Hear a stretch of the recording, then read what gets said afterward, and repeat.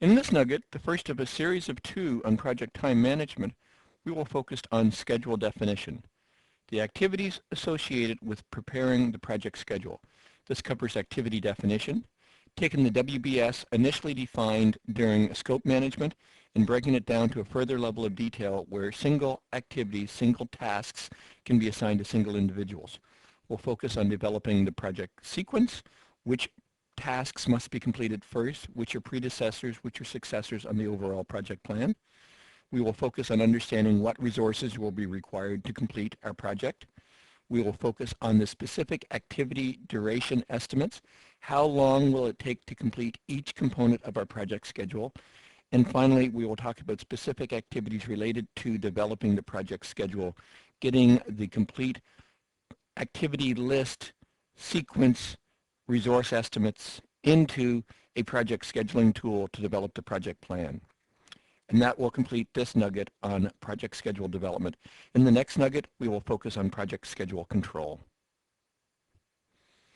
Although it may appear overwhelming to have 5 separate components related to project schedule development, it actually isn't that bad. The PMBOK defines, and in reality you will find, that many times on smaller, simpler projects, activity definition, sequencing, resource estimating, duration estimating, and schedule development will happen concurrently. You will not be conscious of doing a separate activity for definition versus sequencing versus estimating versus development. And in fact, on many small projects, these 5 components will be done concurrently with developing the work breakdown structure as part of scope definition. We have broken them down here in these nuggets, as well as the PMBOK guide have broken them down separately to ensure that you're aware of the specific requirements to do good activity definition, to do good activity sequencing, resource estimating, duration estimating, and schedule development appropriately. It's important that you're aware of these separate activity steps as part of overall project management, and it's critical that you're aware of these separate activity steps to pass your PMP exam. But the key, when you're developing an actual project plan to deliver a project, be aware that you're covering the intent of each of these, but don't focus exclusively on saying, I am now doing activity sequencing. As I mentioned, especially on smaller, simpler projects, you will be doing these 5 things concurrently, and you won't be aware of a separate, specific thought process for sequencing versus estimating versus duration. The first step in project schedule definition, as defined in the PMBOK guide, is activity definition. Essentially, activity definition is documenting the work to be performed. Activity definition is going to start where creating the WBS in scope definition stopped. Activity definition takes the WBS, which was deliverable based, and turns it into a WBS, or an activity definition, that is work or schedule based. What do we mean by that? Basically, we're going to have one WBS element to one resource. Whereas a deliverable-based WBS could have multiple resources. You could have 3 or 4 or 5 analysts assigned to a task to define, understand the current situation. A activity-based WBS would break that down where each resource would be assigned to each component, a unique component of the WBS. So effectively, activity definition is a further decomposition of the original WBS that you created during scope definition to document the specific work to be performed, where you're going to have one WBS element assigned to one resource. It's important that you take the work that is work or schedule based as opposed to the higher level deliverable based. As mentioned in the introduction to this nugget, this step may not be required, or this step may not be explicitly defined if, for instance, the deliverable-based WBS was refined at a sufficient level of detail that, in fact, the rule of one WBS element to one resource has already been applied. So again, don't get hung up on making sure that you're saying, oh, I am now focused on doing activity definition. Get focused on ensuring that you have one WBS element, a task, an activity in your work plan at a sufficient level of detail that the work will be completed by a single resource in a meaningful period of time. Now there is one exception to that, and that's when you consider the rolling wave planning process. So if we look at rolling wave planning, we have our overall project objective, where we're going to go through an analysis phase, a design phase, and a development phase. When we do the initial project plan development, we may only be doing the analysis phase at the detailed work level. So you have task 1, task 2, task 3, specifically defined using activity definition at the unit of work where you have the one resource to one WBS element. For the design phase, you may be able to get away with saying, here is deliverable 1, here's deliverable 2, here's deliverable 3. And at the development phase, you simply have a high-level definition that says development is going to be 100 person-hours of effort, or whatever the case is going to be. So in a rolling wave planning process, initially, you develop the detailed activity definition for the immediate phase of the project you're going to undertake. You can leave the next phase out at a higher level of work definition at the deliverable WBS element, and subsequent farther out components for your work breakdown structure you can leave at a much higher level of definition. As analysis completes, you go in and you do your rolling wave application, where you then take the deliverable-based WBS for design and you start to define the WBS elements for it at the task 5, task 6, task 7 level related to deliverable 1, and subsequently for deliverable 2, deliverable 3. And your development estimates, you will start to break down that for development, we will have development deliverable 5, deliverable 6, and so on. And this is your rolling wave. As design completes, you would then do your further work breakdown definition for the development tasks. Doing rolling wave planning is a very effective way to develop good, solid project plans. Before analysis has started, you really don't have sufficient detail to allow you to define what are the tasks that are going to be required to produce each and every deliverable for a design, because you don't know what the design is going to be, because analysis is going to be done. And if you don't know what design details are going to be, you certainly do not have enough information to define at any level of granularity, even to the deliverable level, what the final products of development are going to be. So with rolling wave, you can focus on ensuring you have the proper WBS elements, the proper activity elements defined to ensure that analysis is successfully completed. Then based on that, you can start to develop further detailed estimates for design and so on. The one issue with rolling wave planning is senior management and the business are going to say, well, it's fine for you to tell me that analysis is going to be 250 person hours or 250 person days worth of effort. I want to know what the total project is going to be. And that's why you need to get into the rolling wave, where you do a higher level definition of planning for design and even a higher level definition of planning for development, so that you can say, based on the information I have currently at hand, analysis will be 250 person hours. Based on this, I think design will be 175, and based on this, development will be 200, so the total project effort will be such and such.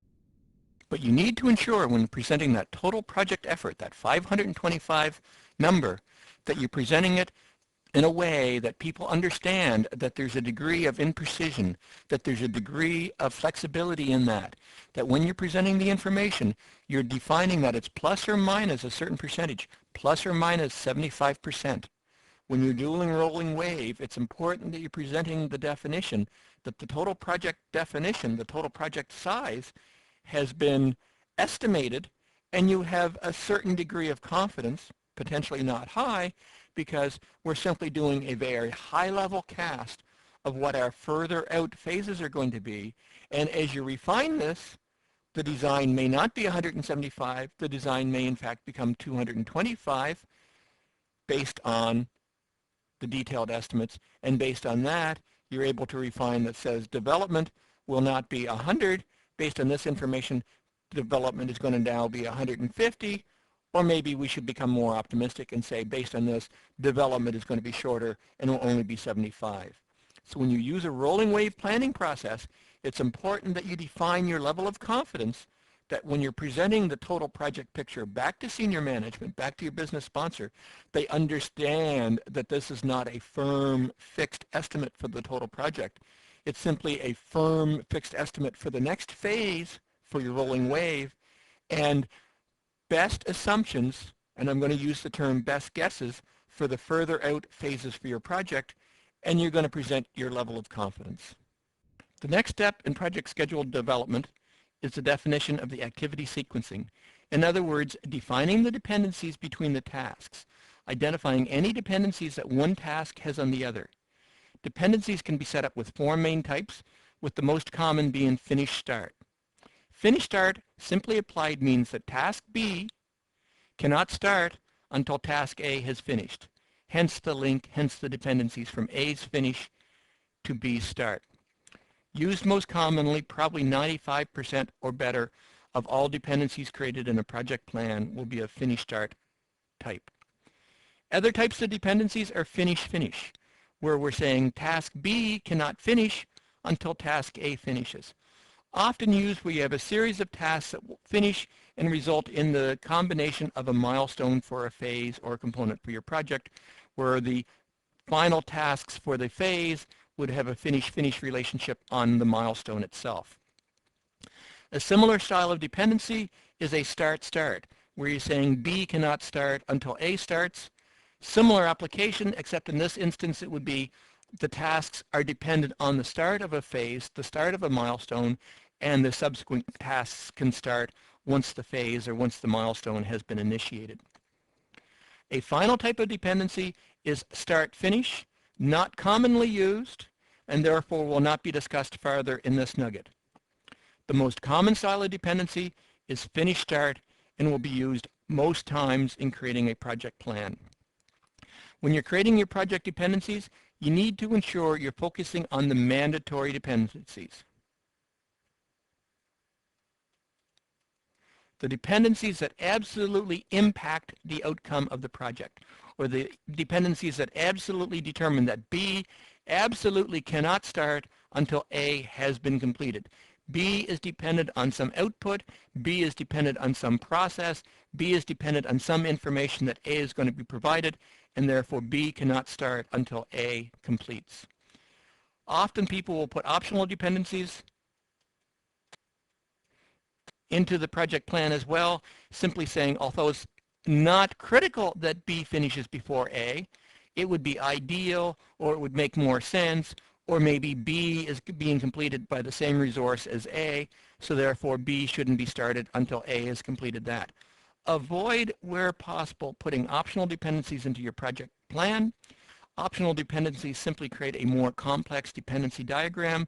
Optional dependencies, as a result, therefore require more work by you to create the dependencies, and more importantly, optional dependencies add more complication and result in more effort to debug and to maintain the dependency plan for your project.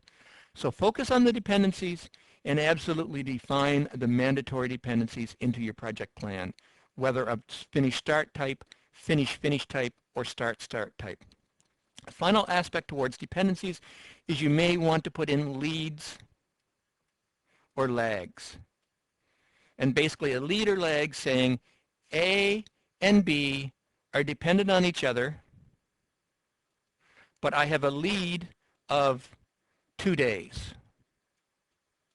So A is a predecessor to B, finish-start relationship, but I'm allowing B to start 2 days before A finishes, which means there's a lead on B being able to start early. A lag is just the opposite. A and a lag of 2 days, meaning that B cannot start until 2 days after A is completed. A is the completion of a deliverable, and the lag is the acceptance process for the deliverable to be accepted before B, the next activity, can be initiated. So work on the dependencies, ensure you have the right dependencies created for your project plan, and that only the mandatory dependencies are created will result in the simplest, easiest project dependency diagram for you to debug. What is a dependency diagram? There are two types of dependency diagrams. Activity on node is the most commonly used. is the type of dependency diagram that will be used by project scheduling software. And a second type of dependency diagram sometimes used, often in academic explanations of dependency process, is an activity on arrow. We will look at both of these dependency diagrams in just one moment. One comment on dependency diagrams and creating of dependency diagrams. As an active project manager delivering projects, using a tool like Microsoft Project, which we'll be examining in part of this series, you do not need to create dependency diagrams. Your software will create the dependency diagrams for you. You simply define the dependency types, define that to your project software, and the project software itself will create the dependency diagrams. I've included the details of the dependency diagrams in this nugget, as it's important that you understand these dependency diagrams, how they work, as there will be questions for you on the PMP exam directly related to dependency diagrams. So let's have a look at the most common style of a dependency diagram, the activity on node.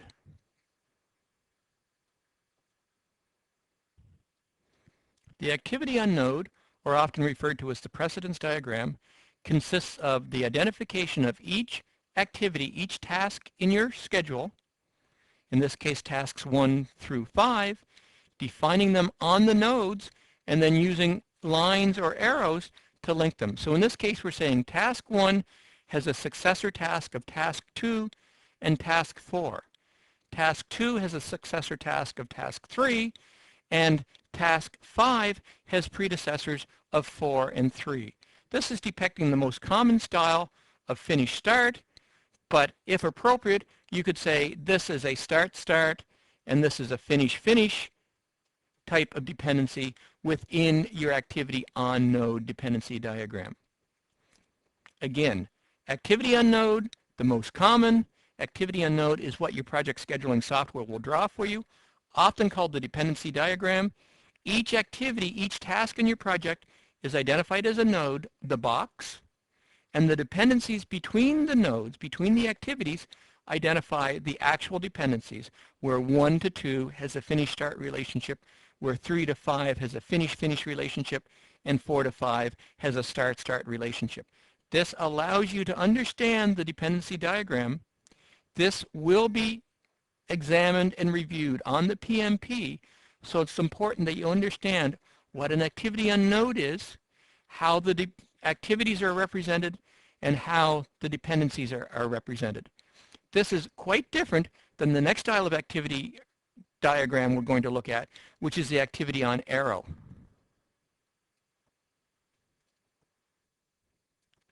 The activity on arrow dependency diagram, by contrast, puts the activities on the arrows. So in this case, again, we have activities 1 through 5. We see the activity on the arrow with these null nodes. There's no value, there's no information within the nodes. They're simply there to allow us to connect and create dependencies. So in this case, 2 and 3 are dependent on 1. Then we have 4 is dependent on 3, and we sometimes have to create these dummy dependencies that's going to allow 2 to have a dependency on the end of the project or default through activity 5. So the dotted line on an activity on arrow is referenced to as a dummy activity and is there to ensure that 2 has a relationship with the end of the project. Activity on arrow only represent finish to start style relationships. An activity on arrow has no capability of representing a finish-finish or a start-start relationship. The activities are on the arrow, dummy tasks are inserted, and the nodes are simply connection points that allow us to understand the relationship between activity 3 and activity 4, and in this case the dummy relationship to allow us to understand the relationship between activity 2 and activity 4 going through to activity 5. Again, it's important to understand the distinction between the activity on node and the activity on arrow, as this information will be on the PMP exam and you will be required to display understanding of these diagramming techniques. Although in practice you will never create manual diagrams, they will be created for you by your project scheduling software. The next step in schedule development is activity resource estimating. In other words, understanding what resources, the quantities of the resources, and when the resources are needed. When I think about activity resource estimating, I think of goods, I think of supplies, I think of materials. For example, let's take the example of building a home. So what resources? We're going to need 2x4 wood. We may need some 2x10 wood. We will need shingles. We will need drywall,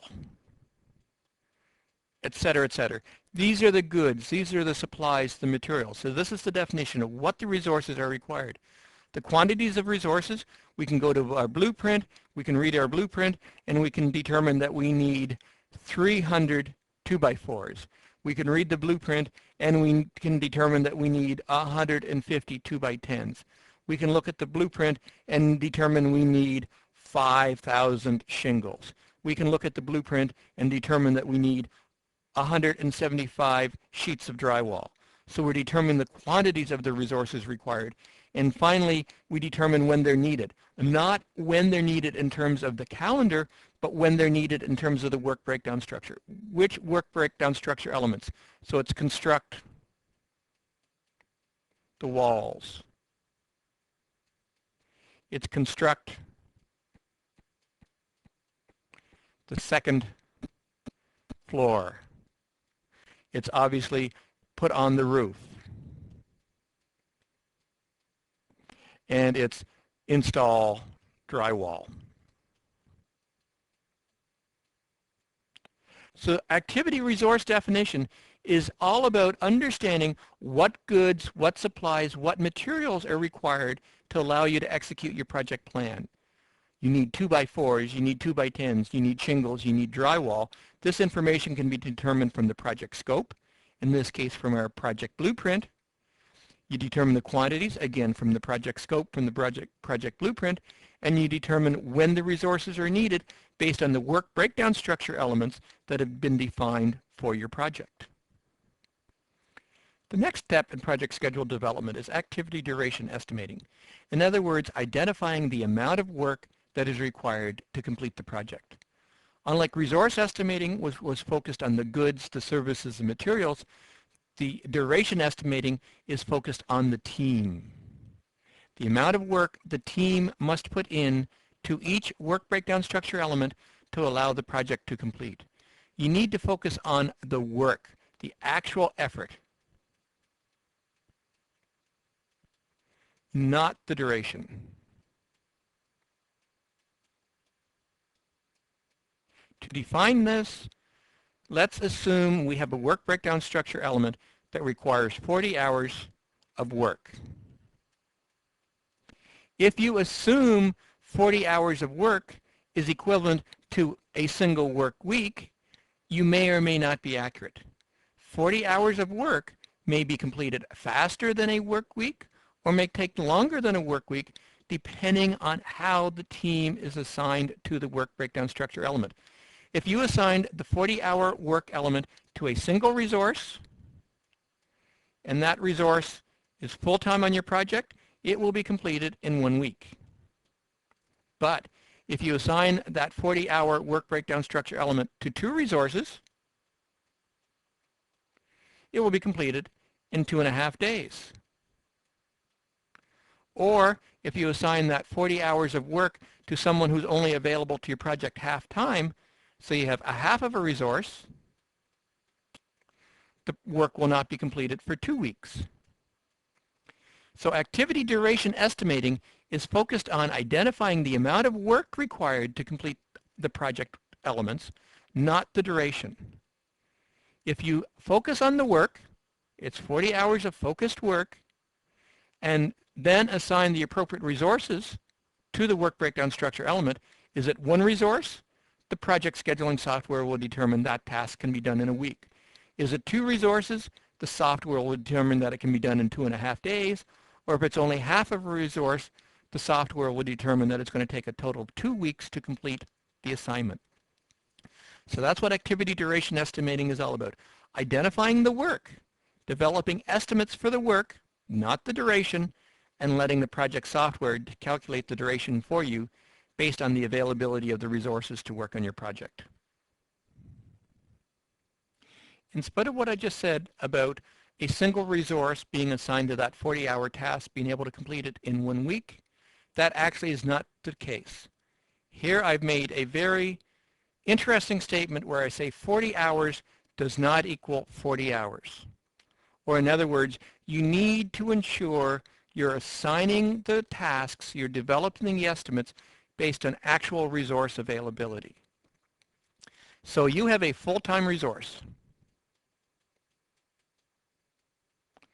and your company works a 40-hour work week.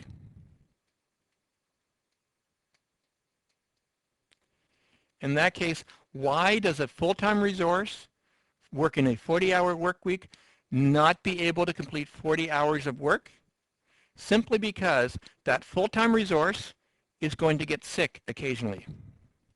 That full-time resource is going to take a non-project time to read email, for example. That full-time resource is going to take annual vacation. That full-time resource is going to attend departmental meetings. That full-time resource is going to meet with fellow peers to discuss a problem on the last project that they worked on. So even if it's a full-time resource assigned to no other responsibilities than your project, and that full-time resource is working a 40-hour work week, I would suggest that 40 hours is not available to work on your project. You need to factor in time over the 6 months or the 8 months or the 10 months or the 2 years that this full-time resource is going to be working on your project. They're going to get sick. They're going to take time every morning and every afternoon to read their email. They're going to take their annual 2 or 3 or 4 weeks of vacation allotted to them every year. They're going to attend departmental meetings. So 40 hours does not equal 40 hours. What's the right number? Does 40 hours equal 35? Does 40 hours equal 32 and a half? Does 40 hours equal 30? Unfortunately, I can't tell you what that right number is. That right number is going to depend on the length of your project. If it's a 2-week project, if it's a 4-week project, you probably will have minimal impact to sick time. Likely, hopefully, a 2-week, 4-week project, the resource will not get sick, and therefore the number is closer to 40. During that 2-week, 4-week window, the resource will probably take some time to read email, so therefore if it's not 40, it may be 39 or 38. If it's a 2-week, 4-week project, the resource will probably definitely not be taking vacation. And you may know there's no departmental meetings coming up during the duration of the time that resource is working on your project. So maybe a higher number, maybe 35 is the appropriate number for short assignments. But if the assignment is longer, if the resource is going to be on your project for 6 months or even 12 months, there's going to be some sick time. There will definitely be vacation time. There will probably almost definitely be departmental meetings. So what are these going to average out to? How much vacation time do you have to plan for? What is your company policy on sick time? Maybe 40 is closer to 32 and a half. Maybe 40 is closer to 30. You need to determine the likelihood of impact for things like sick time, for vacation, for departmental meetings, for other company responsibilities, and determine what an appropriate resource availability is going to be, and include that consideration when you're determining project estimates and when you're determining how resources are going to be assigned to your project. Because 40 hours of resource availability does not equal 40 hours of project work completed. A final component that must be addressed for resource estimating is the actual estimate yourself. How do you develop good, solid, realistic estimates? How do you know it's going to take 40 hours or 20 hours or 60 hours to complete a specific work breakdown structure assignment. I hate to say it, but sometimes estimating is a guess. It's a rolling of the dice. It's a random number. I don't suggest that's a good method, but sometimes it really is. It's never been done before. Projects are unique. Therefore, you have never undertaken a specific task like this. So maybe it's a guess. I hope it's not as random as rolling of the dice or generating of a random number, but sometimes estimating is purely guess. An estimate is an estimate. Hopefully your estimating can be a little more concrete than that. It may be analogous. It may be same as. The last time we did a project like this, or the last time I worked on a task like this, it took me 25 hours. So therefore, using this estimating technique, this project should also take 25 hours. It may be parameter driven. The last time we developed a X, it took us 6 hours. Therefore, we're developing 5 X's times 6 hours. So the estimate is going to be 30. So you may have a series of specific parameters based on units of predefined measure, and you simply multiply the number of parameters on that. But estimating is estimating. Whether it is a guess, and I hope you don't have to resort to that method very often, whether you're using some form of analogous same as estimating process, whether you're using some form of parameter-driven process, you want to ensure your estimates are as realistic as possible. Ideally, you would use multiple estimators. You would ask 2 or 3 or 4 people to say, go away and develop estimates for these work breakdown structure elements. Go away and develop estimates for this component for my project plan, and then come back and compare and rationalize and develop sound estimates based on the results from multiple estimators. Use an estimating technique such as multiple estimators is expensive in the amount of time and the amount of effort it requires to use multiple estimators. A technique often used in lieu of multiple estimators is a technique called the PERT. And PERT applies the principle of multiple estimators, and you simply develop multiple estimates. So you yourself or your estimator develop multiple estimates for each task. You develop a pessimistic, a optimistic, and a most likely. And then using the PERT formula, which is simply the pessimistic plus 4 times the most likely plus the optimistic, divide that by 6, will be your actual project estimate. So using the PERT technique, pessimistic. If everything was awful, if everything fell apart, if nothing worked on my project, it's going to take 10 days or 10 hours or 10 units to develop this work breakdown structure, to complete this work breakdown structure element. If this were an average project and everything went reasonably well, it would probably take me 6 hours, so it's 4 times 6.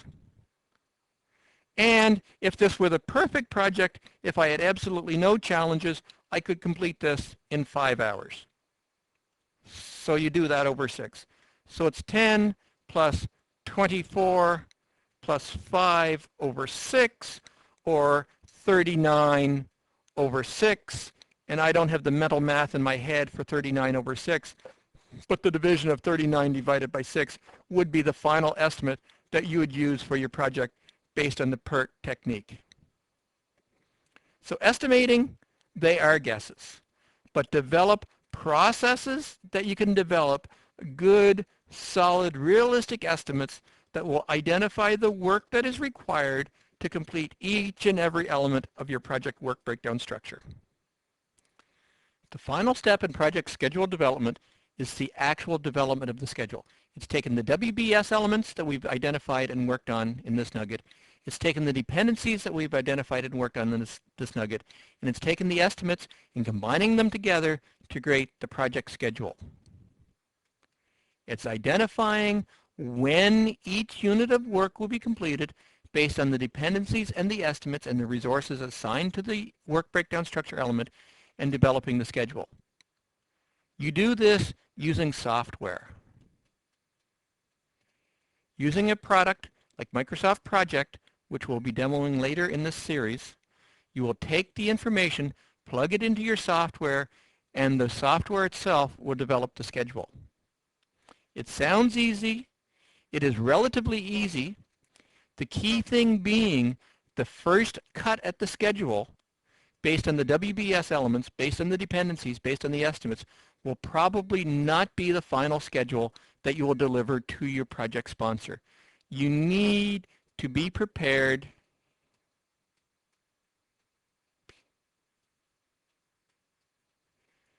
to reiterate.